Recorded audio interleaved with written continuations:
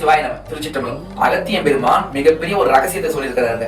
என்னன்னா, தைப்பூசத்தின் அன்னைக்கு முருகப்பெருமானுக்கு சிறப்பு அபிஷேகங்கள் செய்து அதே மாதிரி அவருக்கு தீபத்தால் வழிபடும் போது மிகப்பெரிய ஒரு நன்மைகள் நடக்கும்னு சொல்லியிருக்காங்க. அது என்ன காரணம்னா, நெருப்பு பிழம்பாக இருக்கக்கூடிய சிவபெருமானுக்கு மிக அருகாமையில செவ்வாய் கிரகம் அன்னைக்கு ஒரு நாள் மட்டுமா போதுமா. எப்பன்னா தைப்பூசத்தின் அன்னைக்கு மட்டும்தான் செவ்வாய் கிரகம் சிவபெருமானுக்கு அருகாமையில போகும். அப்ப செவ்வாய்க்கு அதிபதி யாருன்னா முருகப்பெருமான். அப்ப முருகப்பெருமானுக்கு பல அபிஷேகங்கள் செய்யணும், குறிப்பா பால் அபிஷேகம் செய்யணும். அப்புறம் தீபங்கள் ஏற்றி முருகப்பெருமானுடைய நாமங்களை, திருப்புகள், கந்தர் அனுபூதி, அது மாதிரில அவருடைய நாமங்கள் சொல்லும் போது அந்த ஆற்றல் நமக்கு தானாகவே கிடைக்கும். நீங்க இறைவன் கிட்ட அது வேணும்னு கேட்க கூட தேவையில்லப்பா, ஆட்டோமேட்டிக்காவே உன்னுடைய கோரிக்கை நிறைவேறும்பா அப்படின்ட்டு குறிப்பா சொல்றாங்க. அதனால இந்த தைப்பூசத்தை யாரும் தவற விட வேண்டாம். உங்களால இயன்ற வரைக்கும் முருகப்பெருமானுக்கு போயிட்டு அருகாமையில் இருக்கிற ஆலயத்துல பாலாபிஷேகம் செய்யுங்க. அதே மாதிரி எல்லா வீட்லயும் சரி, ஆலயத்திலும் சரி விளக்கேற்றுங்க.